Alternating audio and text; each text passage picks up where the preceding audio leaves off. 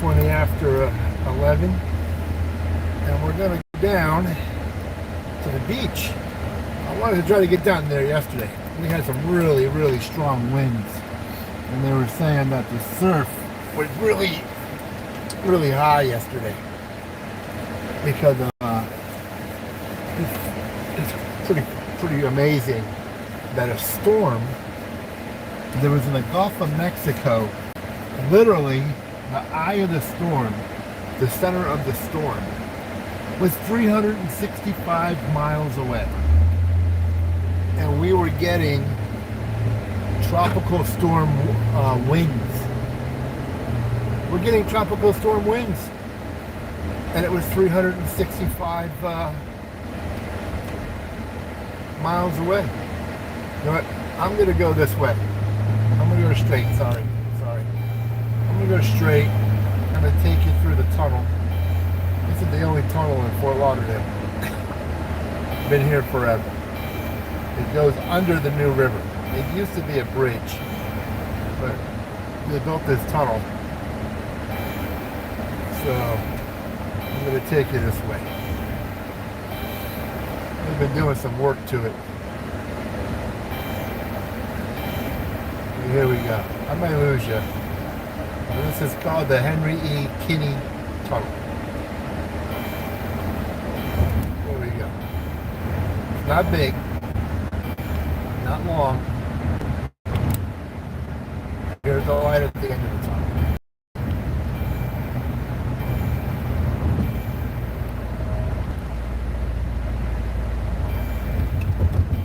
Right, there we go. So that was the McKinney Tunnel. They built that. What's crazy is it's very hard to tunnel in Florida because of all the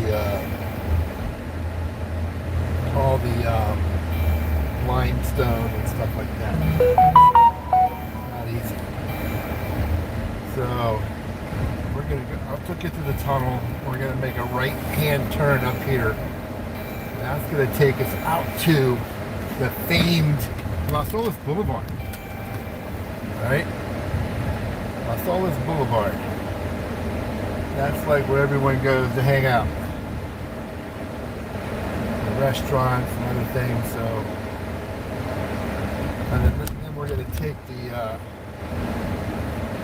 the bridge, the Las Olas Bridge, over the Intercoastal, and then we're going to drive up the beach.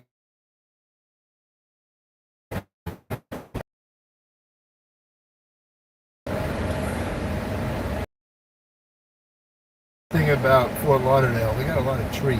My trees too. And it's beautiful and all that, you know, but when there's a storm, they have problems, right? When they have storms, there's problems. Because you can see, like this dumb tree here to the right, it's under the power lines. And they cut it in like a V to give the power lines some room. But look, the trees are all up in the power lines. How stupid is that? Because when we have a high wind situation, a storm or any type of high wind, these storms rock back and forth. The trees rock back and forth and they hit the power lines. And then they start having issues. But they don't do anything. Look at this. The tree on the right is all up in the power lines. Stupid. Not as stupid as this dump truck going down Las Olas Boulevard. But Las Olas is famous. Fort Lauderdale does a lot of activities on Las Olas Boulevard. Christmas activities, other types of activities. So we're going to make a left at this traffic light, and then we're going to head down towards the beach. And it's pretty windy still. Not as bad as yesterday, but pretty windy. So I'm curious to see what the surf looks like. See if we have rough surf conditions. The only problem when you get a truck in front of you, you can't see the traffic light, right? I still can't see the traffic light, so you got to hang back. All right, green light. But tonight, you come down here tonight, this place will be jamming. So we've kind of avoided most of Las Olas. The main area is behind us. But we went this way to avoid the traffic. What's crazy is this area down here, people don't know it. The city of Fort Lauderdale voted a few years back that everyone who lives on the intercoastal, and like these houses you see on your right, they have to raise their seawall. They have to raise their seawall, I think, 3 feet.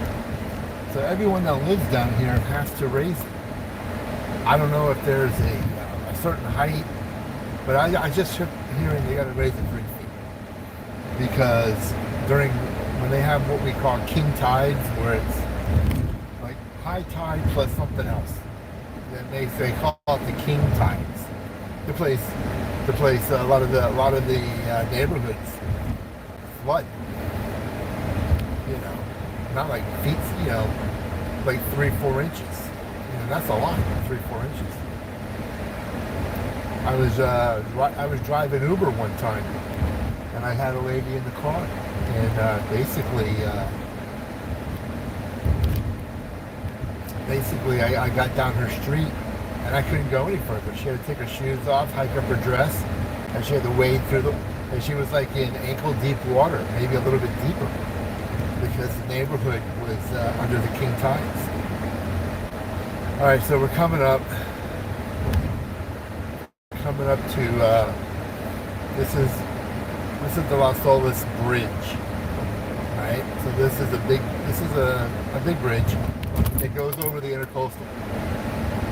intracoastal waterway, as you can see on my right. And we come up.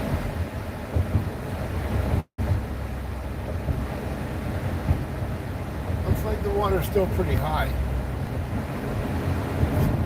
I don't know if you can see it. I can see the beach in the distance.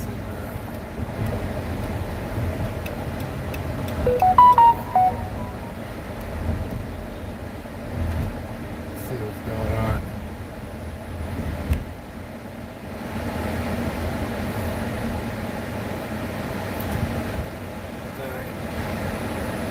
So what I'm going to do is I'm going to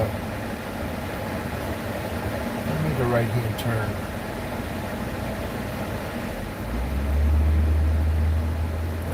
Let's see. I'm going to make a right-hand turn, and I'm going to come around.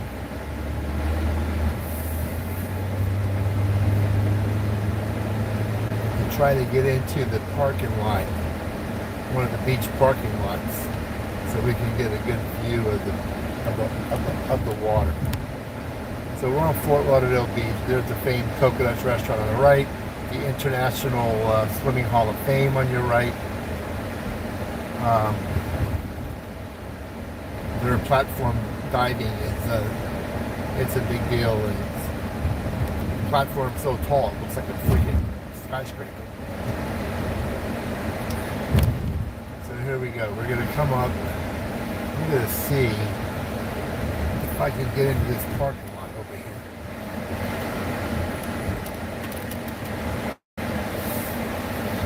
So it's not bad.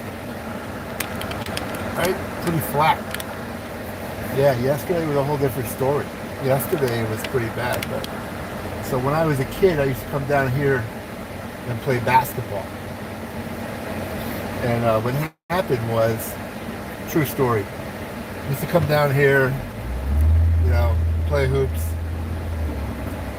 And what happened, I'll show you when I come around. I'll tell you the story. You get a lot of sand on the court because sometimes it's windy. It's windy, right? So we had a lot of sand on the court, and someone shot the ball and it got stuck between the rim. They kind of wedged between the rim and the hoop. Happens all the time, right? Someone jumps up, hits it with their hand, knocks it out. Or if there's another ball, someone throws them a ball, they knock it out, right? Well, this guy who had some serious hops, goes up with a ball and tries to do some type of tricky thing. He slams it, attempted slam, and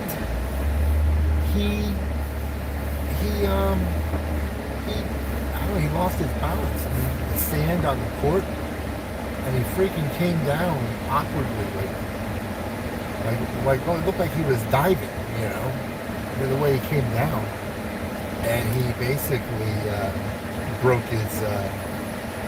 both his wrists. This guy, he broke both his wrists. He was laying on the ground, yelling in pain. They had to call an ambulance, and he had both his wrists across his arms across his chest, and you could see that his wrists were broken. It was terrible. So, yes, that's the b-ball court. So I don't play there. I stopped playing there because it became too treacherous. It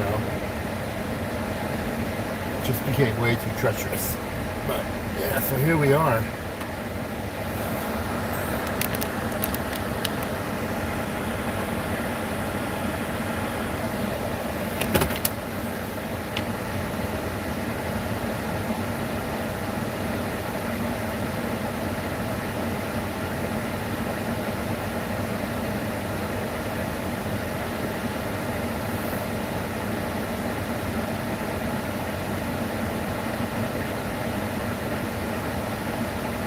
Oh, you can't do that. Oh, you got too casual.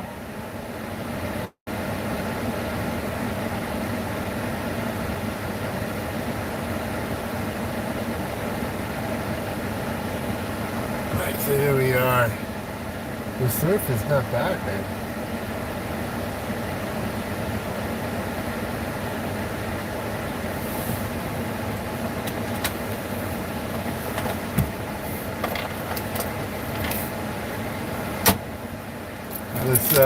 Let me exit the car. Let me get a parking. I'm gonna pay for some parking, even if I'm only here 10 minutes or 5 minutes, whatever. Let me hang in there, right?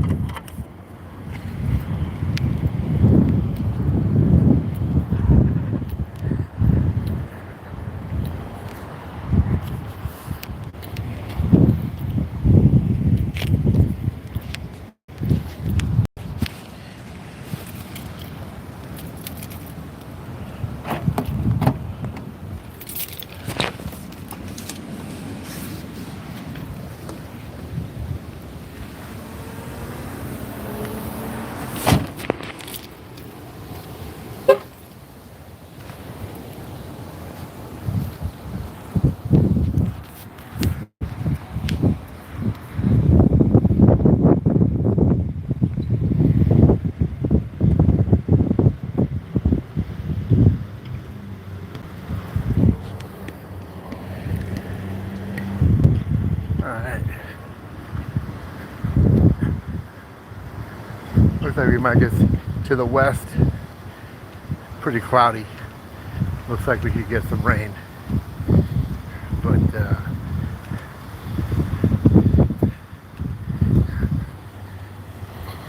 welcome, Fort Lauderdale Beach.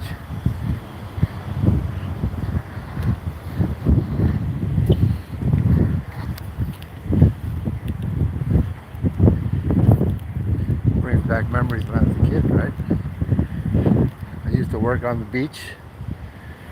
Worked at a club back in the spring break days. I think when spring break was really spring break.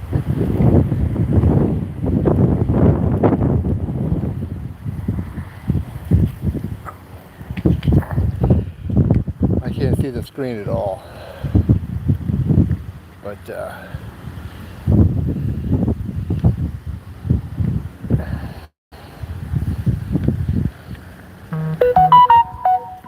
let me turn these notifications off.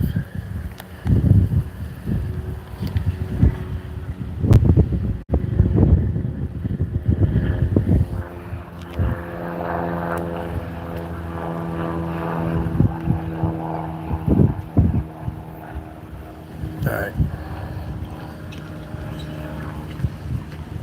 I turn the notifications off. Fort Lauderdale Beach. The day after the storm was raising havoc down here.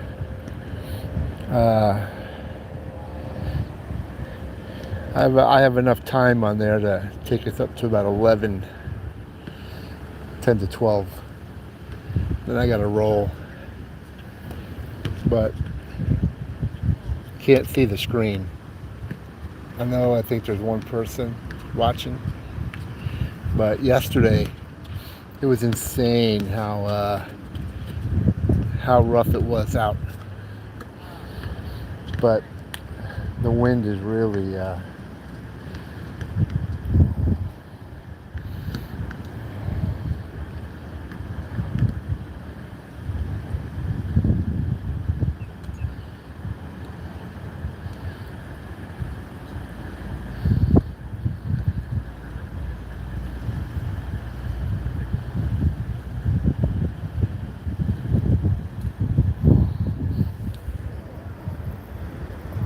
that's a shaded area. We call this the south parking lot.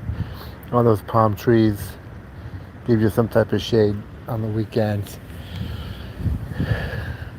But to the north over the water, it looks like it's you might get some rain.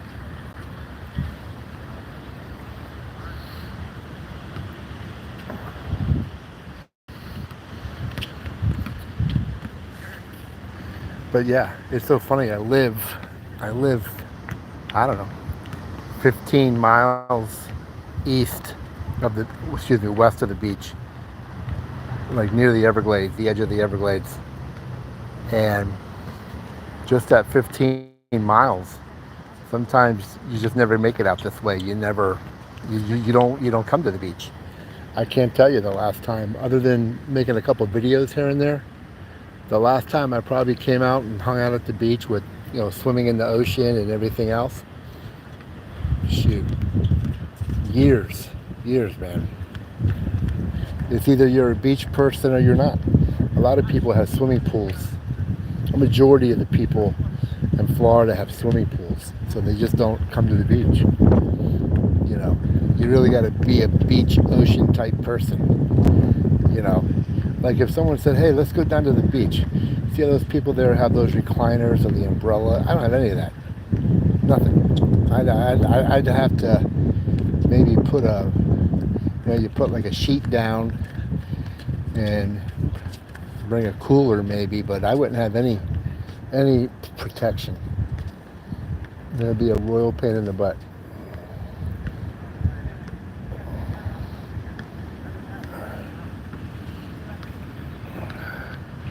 I don't know. Sometimes I hate showing the beach, right? Because you don't know who's playing hooky from work, But this is the perfect time. If you want to go to the beach, especially in Fort Lauderdale, you want to get here early. You want to get here like 8, 9 o'clock, right? The You get the sun. The sun's been up for about an hour or two, and then by noon you've had enough, and it's not as hot. It's not hot, not that hot. It becomes come 2, 3 o'clock. It's brutal, but pretty calm. Coconut trees right here, pretty tall, but one of our lifeguard stands. Yellow conditions. Couldn't even tell you what that means. No idea. I'd have to go read the sign. But yeah.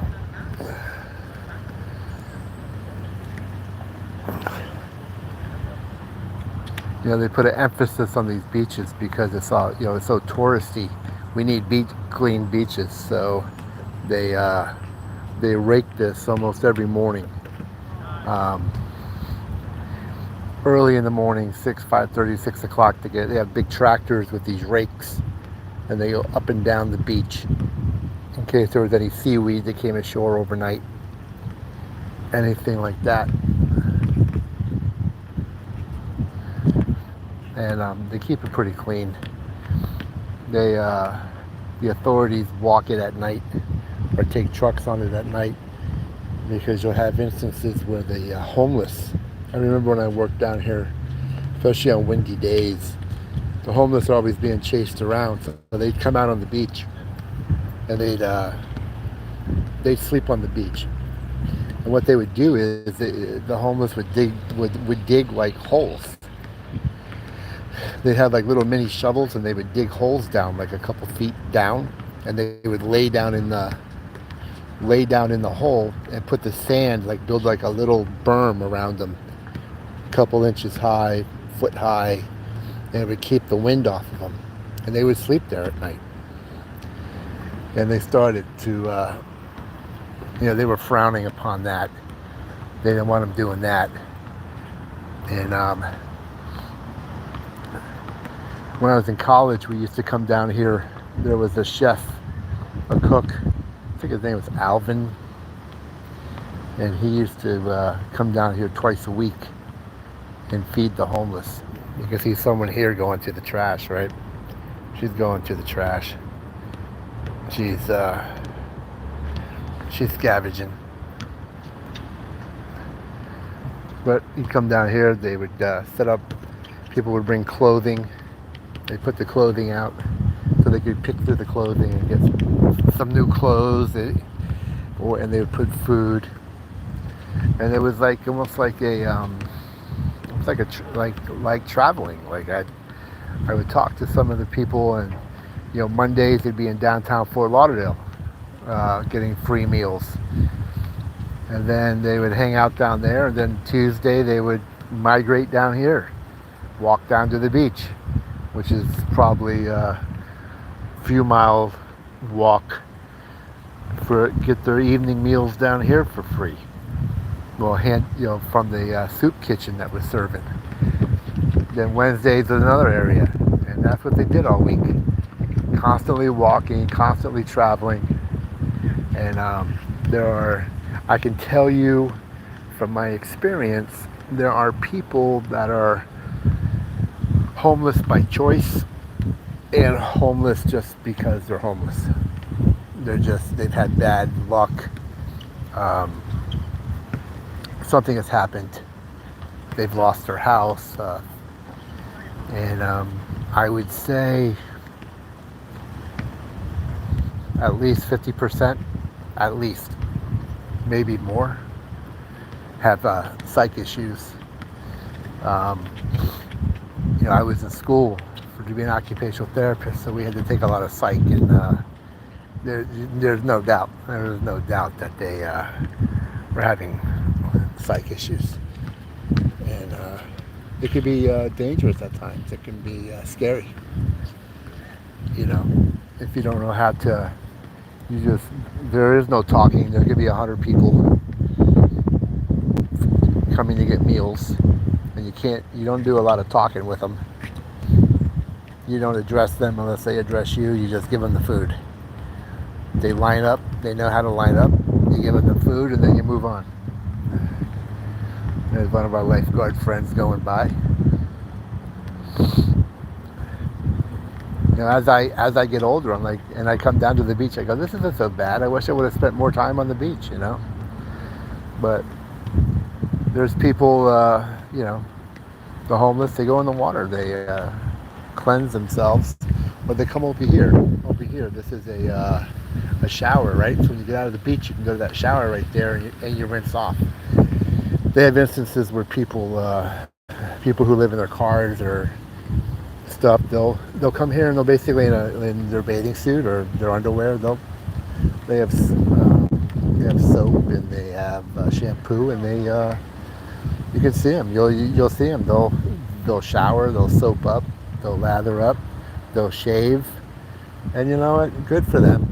You know, there's some homeless people who give up all hope, and they don't take care of them. They just let themselves go to crap. And then you have some that you know, they eat, they change clothes, they shower where they can, and that's good for them. You know, it helps them keep any type of sickness or disease off of them. But there's a freighter, you can see it through the volleyball court. Port Everglades is a huge, Port Everglades is a huge port for goods. You know, Miami, Fort Lauderdale. These ships that are coming over from Europe, a lot of them dock here. They unload. So, Port Everglades is also something they have that Miami doesn't have, is that they have the gas. The gas port is here. Like it's Miami, you can drive right into the port because they had the cruise ships, so you can drive right in. To get to where the cargo ships are, you got to go through another gate, but you still can get in the port. What's different here in Fort Lauderdale is because of the gas, all the entrances, you have to show ID to get in, and there's got to be a reason why you're going in. And I mean, when I was a kid, that it was never like that. I could drive right through the port without a problem. But now that doesn't happen. Now you got to show ID. You got to get a pass issued to you, and then you can go in. It's a pain in the butt because sometimes you're on the expressway trying to get to the port, and if you're there when they're unloading, you can be in a line for over an hour. It's really a bad situation. All right, I'm gonna head back to the car, and there's the sand. This sand. I laugh. I don't even think it's sand. I think it's just millions of years of seashells that have been crushed up.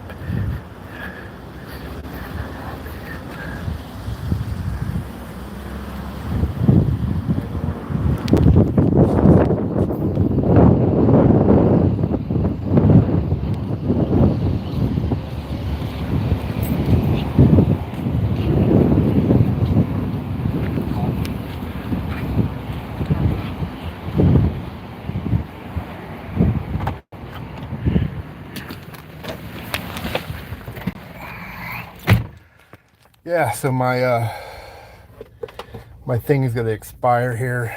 My parking pass. It's pretty cheap, I guess. 20 minutes costs $1. I think if you wanted to park here all day, I think they give you 10-hour max parking. All right, so what? From 8 in the morning to 6 at night. That's the max you can buy. Then you probably got to buy another pass. Let me see. Plate number,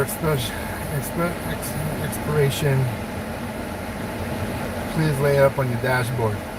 I'm gonna tell you what's a scam, right? Because I've been scammed. Sometimes the ticket people, they just go through the parking lot, giving everyone a ticket. They give everybody a ticket, whether you paid or not. I've seen it. I saw it. And then one day, I got a ticket. And I ran the guy down. I took my parking receipt and I showed it to him. I go, hey, listen, I paid. Why'd you give me a ticket? Oh, there's nothing I can do. I can't reverse it. You're going to have to call the parking agency to get it taken care of. Good luck. It wasn't worth trying to call to get a $40 ticket. It just wasn't. It just wasn't. And I said to my wife at the time, I go, this is a scam. A freaking scam. They should never have issued. The guy never even looked up your plate. Didn't even look it up on his system. Whatever the freak the system is, they didn't even look it up.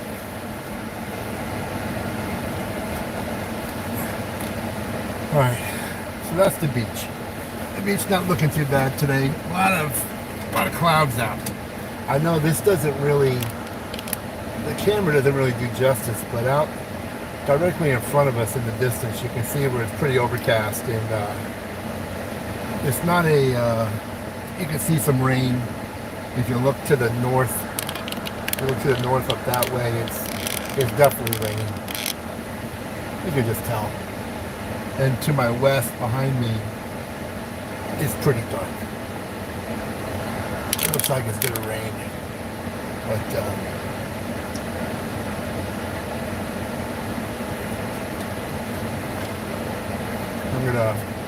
I'm gonna take you guys up the beach.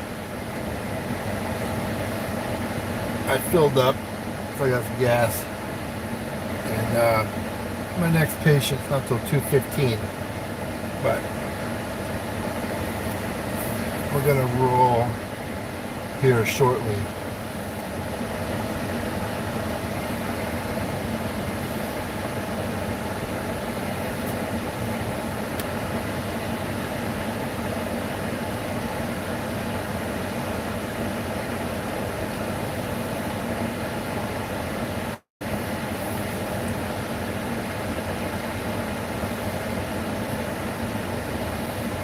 So here's the question of the day. Here, I'm going to do a poll.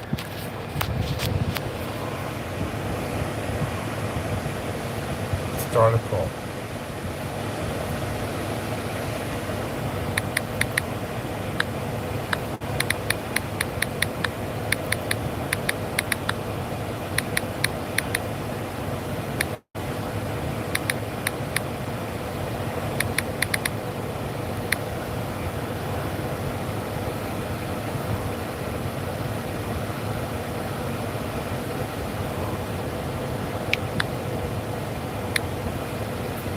So my poll is, will Florida approve recreational marijuana? Will Florida approve?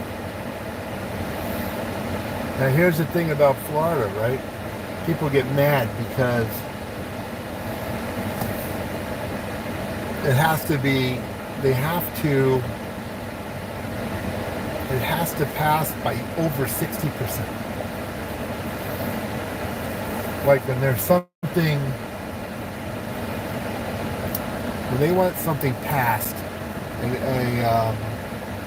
when they want the Constitution amended to legalize something, or just any law in general, it's got to be done by 60%, because they want to make sure that the people want it.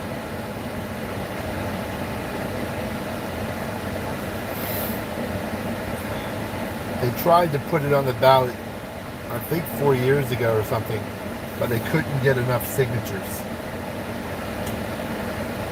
And I remember my son at the time was skateboarding. And what was so funny was they'd be camped out around the skateboard park.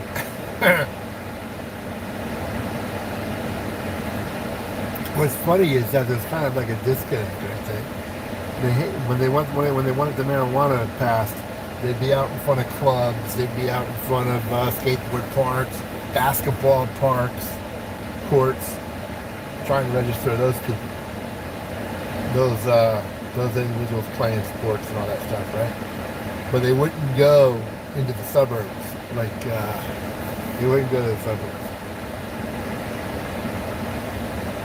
But that's today's poll. Will marijuana pass? By 60%. It's got to be 60%. And then there's a whole process that goes through, trust me. They can legalize it, but the legislature has to like ratify it. And that can go on for years. I mean, they had whatchamacallit?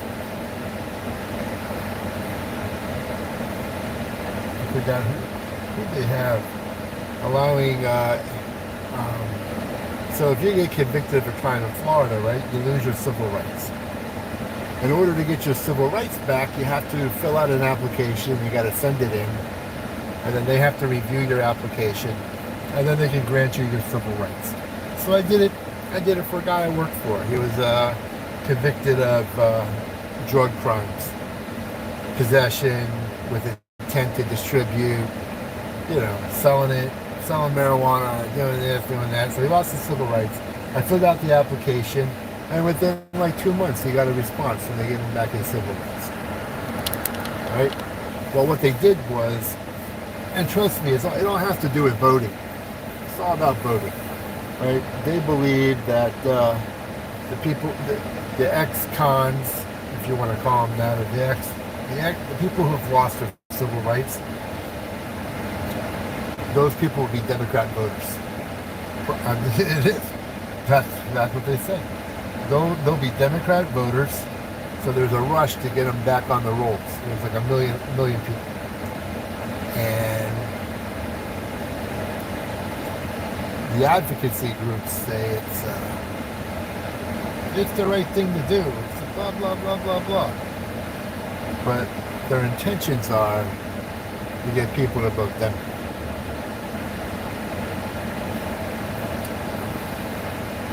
Because they don't believe that Republicans have their best interest at heart, and they tell you that with ads. The Republicans want to screw you, they want to throw you in jail, they want to do this, they want to do that. And it turns out to be a big freaking ordeal. But it's kind of ridiculous.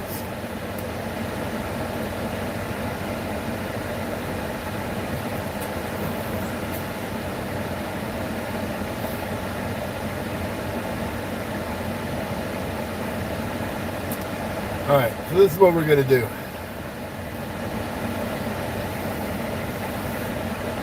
We are going to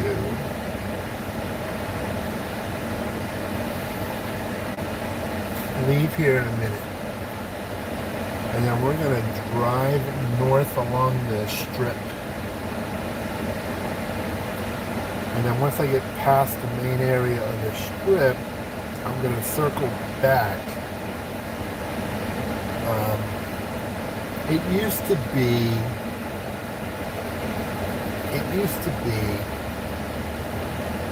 when you were on Fort Lauderdale Strip, it was 2 lanes, 1 lane going north and 1 lane going south, and both lanes drove along the beach. They changed it. They couldn't widen the lanes, so what they did was they changed it so anyone heading north, they made both lanes northbound. And then on the back side of the condos, they made those 2 lanes into southbound lanes. And that's what they did. That's how they tied it into one. Alright, let's go.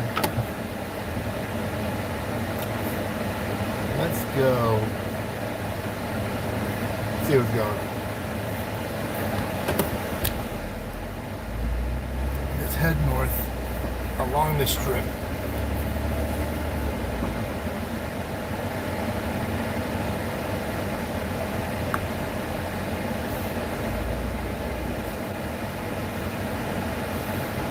As you can see, very calm today compared to yesterday. That was a pretty cool restaurant right there. Now it's like a little cafe, whatever. Okay, so coming up, I'll give you some little blow by blow. So this is the walkway that enhanced that. This little car in front of us is a local electric shuttle. You can flag them down if you need to go up the beach to a hotel or a restaurant or something. They take you for free. On the left, it's a activity area, workout place. But coming up after the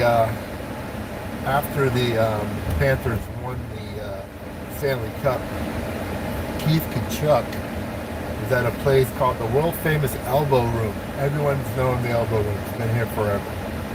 And that's coming up on your left. On the left here, I used to work in those t-shirt shops. So that's the Elbow Room. On the left-hand side, it's that green and white building. And that's the famous place where Kachuk was off the second floor, had the top of the Stanley Cup filled with beer, and he was dumping it into people's mouths. And then he took the trophy and ran onto the beach right here. This is Los Olas Boulevard in A1A. He ran on and jumped in the water with the Stanley Cup. The Stanley Cup went swimming. And I'm going to have to put more focus here. Well, this whole area has been redeveloped. There used to be Penrods on the beach. There used to be Summers on the beach. The Senior Frogs and all the famous spring break places back from the 80s, 70s, and 80s. The Button was a famous bar, right? You had the Button, you had Penrod's, you had the candy store, Summers on the beach. You had all that.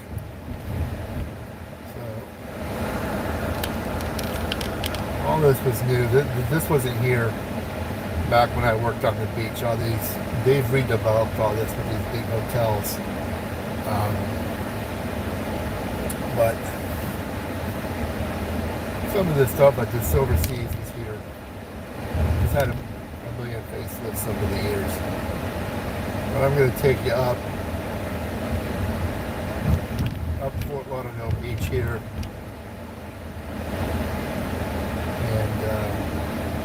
There's the Casablanca Cafe on your left, the Snooze Hotel. I heard that's a top 5 boutique hotel in the country. I don't know. I was doing a lift one time. That's one of the employees I took up to work, and that's what he told me. I never researched it, so I don't promote it. I don't know anything about it. Do your own research, but he told me it's a top 5 boutique hotel.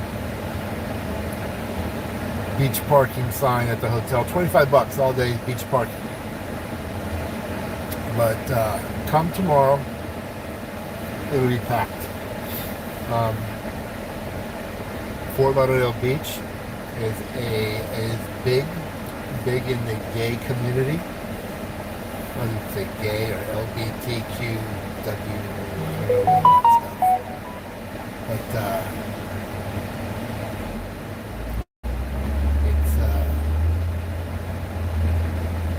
big. Because we have Wilton Manors. Wilton Manors is one of the biggest communities in the world for the gay community, lesbian, gay, queer, trans. I don't know. I can't keep track of everything.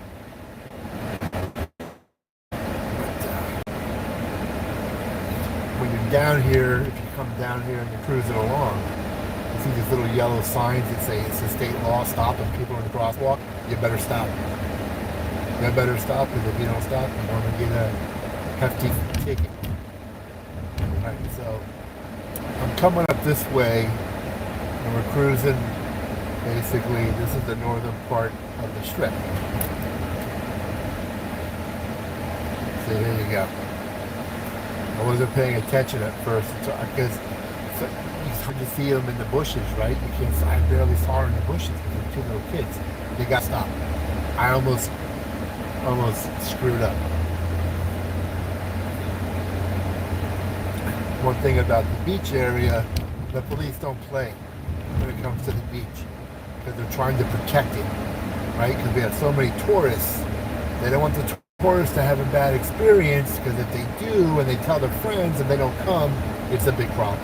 And we're completely dependent. Fort Lauderdale is very dependent on the tourist industry, the cruise lines. So I'm going to make a left here. So this is the very end of the strip. And these little McSorleys, the Primanti brothers, which is famous. And when I was back in the day, I used to come down here, and they had clubs down here. It was called the Zoo. It was a 2-story club. People used to go there and hang out at the zoo. And then you had beach. If I make a right-hand turn right here, this is the Parrot Lounge. Very famous. It says it's world famous. You just come down here every 30 minutes. The bridge goes up. So noon, 12:30, 1 o'clock. The bridge automatically, not automatically, but the tender puts it up.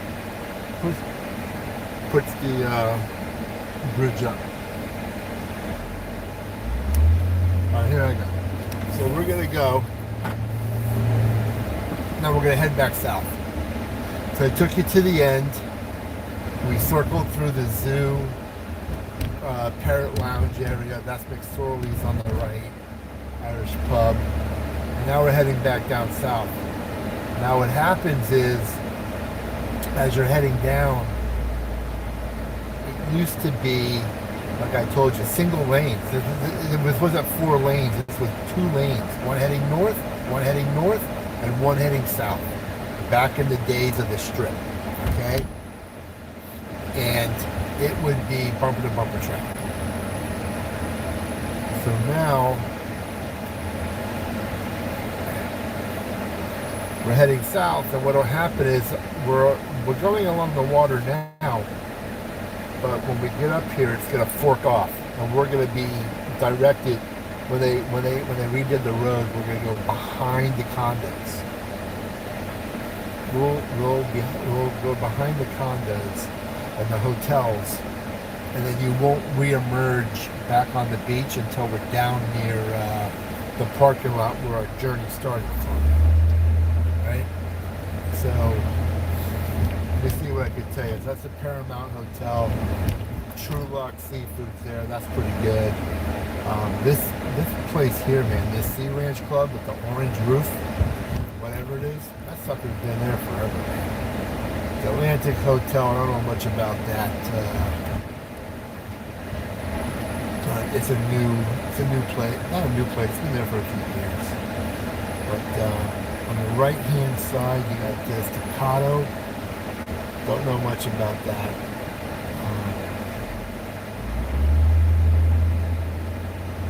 The Conrad. So this Conrad, this hotel on your right, when the Edmonton Oilers came down to play the Panthers for the Stanley Cup, that's where they were staying. You got the Four Seasons. This place here, Sand Surf and Sun Restaurant at the Fort Lauderdale Beach Resort. I had dinner there a few times. Not bad. Expensive, but pretty good. So then we're coming up in Bayshore Drive. Now I can make a right on any of these roads here and go behind.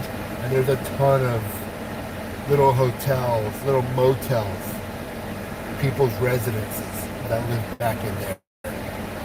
When you get off the strip, right? When you get off of this, when you get off the strip and you get back in there, you can't believe how much is back there. It amazes me sometimes because I'm so, over the years, I've traveled this road so much, and there was no reason to go back there. And then when I started driving Lyft and Uber, right? I started driving Uber and Lyft, and you start picking people up and bringing them places. I was going to these obscure places I'd never been to before. I'm like, this is crazy, right? Oh. Casablanca Cafe. So now, this is where the road forks off. A1A forks off. Sebastian Street. Sebastian Street, and A1A. That is known as the, they call it the beach for the LGBTQWXYZ community. If you're seeing any magazines, that they promote that. Any of the local magazines, the tourist magazines that you see at hotels, Sebastian Street and A1A, that is known. They promote it as a gay-friendly beach. So if you go there with your family or near that area, don't be surprised. Okay.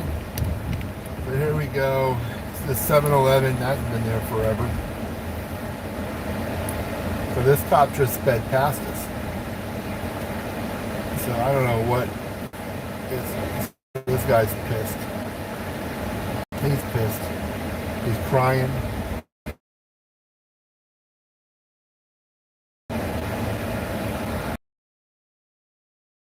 So right here is the Lauderdale Hall of Fame. The Hall of Fame's been open, closed, and open again. But I think the city got involved, and they started to redevelop it. But they have a lot of meets, swim meets there, diving championships. This little shopping district here, they have all these restaurants, burgers and shakes, lobster rolls, Blue Steel Pizza, gelato, tacos, the Mainland Bar, the Jungle Queen, and then this is all new. You got the water taxi. You can catch you can jump on. You can, if you want, you can buy a pass, $30 all day. You can just cruise. Right here to your left, you see this hotel on my left. It's a cruise ship. It's shaped like a cruise ship. Right? Been like that forever. It's called the B Ocean. Over the years, it's changed its name. I forget what it was called back in the day. But from the top and coming from the south, it has the shape and the look of an old cruise liner. Right? So we're on A1A. We basically left the beach area, and now we're heading through these are residential homes. If you live down here, you gotta have money. You know, these homes, just because of location, they're $1 million. They start at $1 million. Okay, even a crappy home that's being run down, there's one for sale. It's $1 million at least, and up.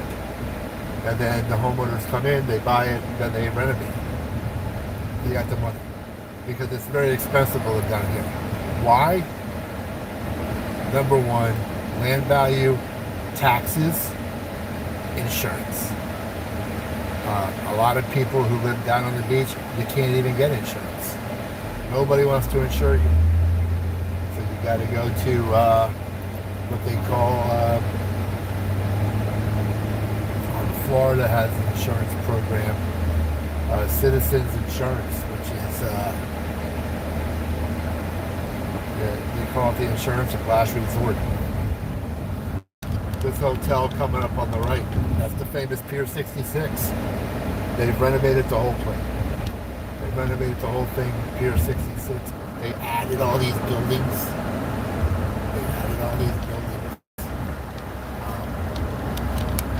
It's going to open up. Stick around. So we just saw the Disney cruise ship.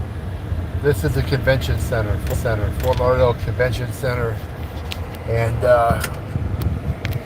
they're renovating the convention center plus building a hotel. And the Disney cruise ship, that's in port. They get here around 9, 10 o'clock. Everyone disembarks. They clean the ship, and then by probably starting by noon, they start letting the new people come on, and then by 4:30, they're gone. The question I get asked a lot is, because I live in Fort Lauderdale, Do I go on a lot of cruises? And that is my, honestly, it is my, that's my primary source of vacations. It's my primary source of vacations. I have, when I was younger, it was Disney World. I lived close enough to Disney. I'm 2.5, 3 hours away. But I day trip to Disney. But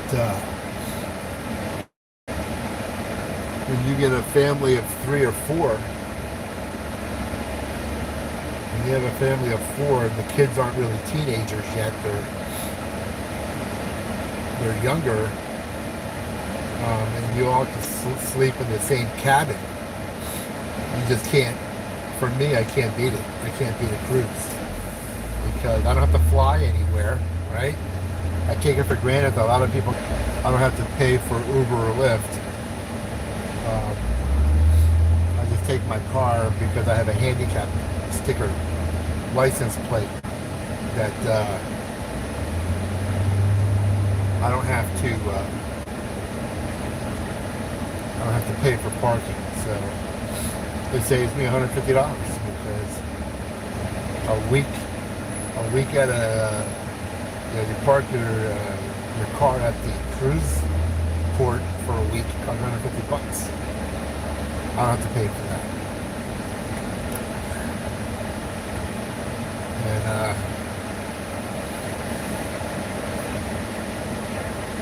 so yeah. So now we're down in this area here. This is after you come over the 17th Street Causeway Bridge. This shopping area has gone over some renovations over the years. It's a combination of tourist trap restaurants and just regular restaurants. Outback Steakhouse, 17th Fish Eateries. Been here forever. 15th Street Eateries. Been here forever. Yesterday, it's been here forever. This little coming up on the right, it's going to be this Irish pub right here. Waxy's has been there forever. And if you make a right-hand turn and go down any of these little side streets, they have all kinds of little bars and little type dive bars, which I like. That's where the locals go. It's so funny, they call it a dive bar, and it's really just where the locals go. Listen, when it's 93 degrees out, and you see 2, 3, 4 people driving around in the convertible, you know they're a tourist. You know they're a tourist. I find it so hysterical that I find it really funny that most of the people who live in Florida, very few have convertible cars. Very few. Alright, I keep getting disconnected. I don't know if it's this area. Alright, I keep getting disconnected. I don't know if it's this area or what it is. But I'm going to sign off for now. So that was our tour. I saw a patient. And then I went down to the beach because I've been saying I'm going to do that. Showed you around a little bit. And then now I'm going to head to another patient's house. But there's really nothing. I'm tired of talking. I've been talking straight for an hour, so I'm going to go get something to drink and head to go see my patient. I'll catch up with you this weekend. Thanks for tuning in.